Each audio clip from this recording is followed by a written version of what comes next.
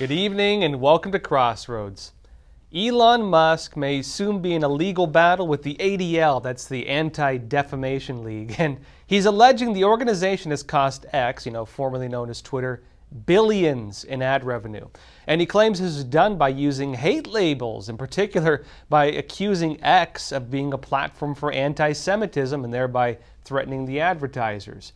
Now, Musk wrote on Monday, to clear our platform's name on the matter of anti-Semitism, it looks like we have no choice but to file a defamation lawsuit against the Anti-Defamation League. Oh, the irony. Now, he's alleging this lawsuit, in it, that, quote, they would potentially be on the hook for destroying half the value of the company, so roughly $22 billion. Musk noted that X has heard from advertisers that ADL seems to be responsible for most of our revenue loss, and that a discovery process through a lawsuit, which, would reveal the organization's communications, would give a clearer picture of what's actually been taking place behind the scenes. Musk noted advertisers avoid controversy, so all that is needed for ADL to crush our U.S. and European ad revenue is to make unfounded accusations. He said they have much less power in Asia, so our ad revenue there is still strong. This controversy causes advertisers to pause, but that pause is permanent until ADL gives the green light, which they will not do without us agreeing to secretly suspend or shadow ban any account they don't like.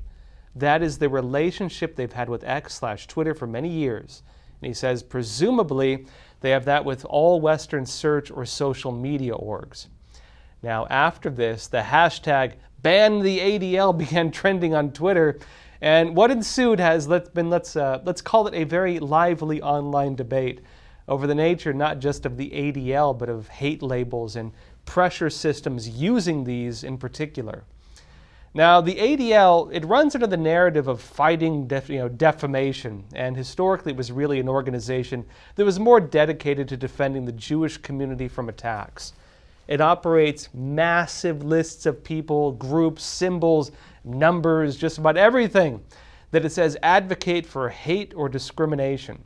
It notes that with governments at various levels, it does training programs, including with the FBI, for example, and its power to destroy a company using a single label to declare they're tied to anti-Semitism or discrimination is a very damaging stain. It can destroy a company. Now, for its part, the ADL has shot back at Musk. It said in a statement to CNBC, the threat of defamation lawsuit was frivolous. It called Musk's accusation, quote, flat out dangerous and deeply irresponsible. Now, the main accusation, it should be noted, is not really about the ADL, in particular. It's the system tied to it. It's an allegation that a large number of similar organizations really appear to be using the veneer of their organizations, claiming to fight against discrimination, as just a cover for an actual political agenda, i.e. it's political censorship, in other words. There's a belief the actions of these groups and their advocacy for online censorship is really about partisan politics, that they're trying to censor conservatives and doing so mainly in favor of the Democrat Party. Now, for the ADL, this controversy actually goes back a few years. This is not something that's always been with them. It's only a few years ago this started. Some point out the ADL took a really different role, notably at the tail end of the Obama administration, and that was shortly before Trump came into office. Now, this has to do with the ADL's appointment, in particular, of its new CEO, Jonathan Greenblatt. Before that, he actually served as a special assistant to President Barack Obama, and New York Post reported that before that position under Obama, Greenblatt, quote, directed an initiative at the Aspen Institute, a George Soros-financed, left-leaning nonprofit, suggesting there's some kind of political siding taking place. Now, after Greenblatt came into the picture, the ADL began facing criticism for appearing to align itself more with Democrat Party interests and for, apparently distancing itself from advocacy against, actual anti-Semitism, at least, in terms of party interests. The New York Post reported at the time, under Greenblatt, the ADL has rightly taken a strong stance against anti-Semitism stemming from internet trolls associated with the alt-right. But he's also largely ignored anti-Semitism spawning from the left. It noted the ADL downplayed the boycott, divestment sanctions movement, which notably had an alleged goal, publicly stated in fact, of destroying Israel. It noted the ADL promoted Black Lives Matter despite BLM's support for the boycott, divestment, and sanctions movement and its open hostility toward Israel. And then there are many other examples of this as well, too long to even list. The New York Post reported in September of 2016, it noted that the century-old Jewish civil rights organization appeared to change focus around that time. In particular, it alleged the ADL transformed into, quote, an arm of the Democrat Party's stable of pressure groups. In other words, a tool in the tool chest of the Democrat Party. Now, that following year, 2017, Tablet Magazine criticized the ADL, and they stated this. They said the ADL issued a guide to help us errant Jews understand who are our true haters. And that guide included profiles of 36 people who were framed as being anti-Semitic.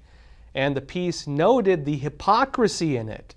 All the individuals listed in that report were on the right side of politics, and the ADL appeared to turn a blind eye to the anti-Jews on the left side of politics.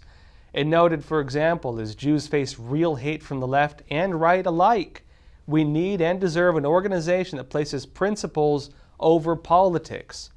Now, that tablet writer questioned why the ADL, for example, did not criticize the LGBT Chicago Dyke March for expelling Jews. They were allegedly kicked out of the homosexual march for raising Jewish pride flags that had the Star of David on them. The writer questioned why the ADL didn't include progressive activists in its hate guide who claimed a person cannot be both a feminist and a Zionist. That was noted in a 2017 news piece that notably The Nation appears to have deleted. The writer asked why the ADL seemed to have no issue with leftist professors claiming that Jews were behind the 9/11 terror attacks. Now look, of course the piece was not defending things like this from the right wing of politics either. It was questioning why the ADL appeared to have a double standard politically, when it came to partisan interests. And it raised concerns that the so-called hate labels, anti-Semitism and all these things, were less about actual hate, less about actual anti-Semitism, and a whole lot more about defaming one side of the political aisle in order to benefit the other. Now, Ronald S. Lauder, the president of the World Jewish Congress in 2017, criticized the ADL. He noted that when President Donald Trump issued a statement at the time, remembering for Holocaust Remembrance Day, Greenblatt of the ADL criticized Trump for failing to note the victims were Jews. Lauder actually took issue with this. He wrote this: any fair reading of the White House statement on International Holocaust Remembrance Day will see it appropriately commemorates the suffering and the heroism that marked that dark chapter in modern history.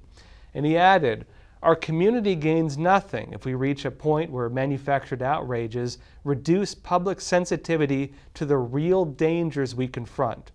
In other words, again, it was the Jewish community that appeared to take issue with the ADL's partisan stance. It looked like the ADL was trying to use the Jewish community as a political tool. And many critics noted that politicizing anti-Semitism and having a double standard on it could actually cause more harm than good. Now look, in my personal opinion, the issues they raised are well-founded. Hatred is not a partisan issue. It exists on both sides of the aisle. So if an organization makes a name for itself allegedly by opposing hate, then it needs to represent what it claims to represent. Well, everyone, that's it for YouTube. For the rest of the episode, come join us on Epoch TV, where we can talk about many things we cannot talk about on YouTube. We have a lot to go into still in this show, including, for example, what's happening with the Chinese economy, what it's going to mean for us here. Apparently, the Biden administration is saying it's uninvestable, but they're also restricting investment. There's a lot of stuff going on behind the scenes that is not being talked about too much on the surface. We'll go into some of these things. Also, as well, we'll talk about in the rest of this episode, talking about the ADL, actually some of the accusations against it from the Jewish community, notably, and the problems you have when you politicize hate labels, when you turn it into a partisan issue rather than what it's supposed to represent. What does it mean, for example, if the FBI, which they train, by the way, were to only target hate groups on one side of the political aisle? What does it mean for the other side? We'll go into these things and a lot more. Again, check out the link in the description. Join us on Epoch TV. We'll also be talking about the state of the U.S. economy and what's really going on. They're about to double the deficit, apparently. How is that even humanly possible? Join us on Epoch TV for that discussion. And folks, thank you so much for being here. I'll see you on Epoch TV. 25-cent flash sale right now for a week. Come join us. People from 160 countries illegally cross the U.S.-Mexico border and give themselves up to Border Patrol. But what about the ones who evade Border Patrol? These are known as the gotaways. You can safely assume that anybody that went through the extra effort to avoid U.S. Border Patrol was not an asylum seeker by default. It may not be today, it may not be tomorrow, but somewhere down the road, if somebody rapes and kills somebody, and we find out that they came through here on my watch, that's unacceptable. These men had surrounded my house. They were banging on my back door. They were banging on my front door. You can't understand it unless you're out here seeing it every day. 21 dead bodies on the property. Code 3 response. Is it wrong to ask people to come to your front door of your home? Then why would it be wrong to ask people to come to the front door of our nation? Their primary goal is to circumvent the checkpoints, go undetected. People that do not want to surrender, those are going to be the potential terrorists, the criminals, the real threat to the U.S. We were hoping the federal government would step in and do something, but they didn't. We have no clue who they are or where they're going. That's the scary part.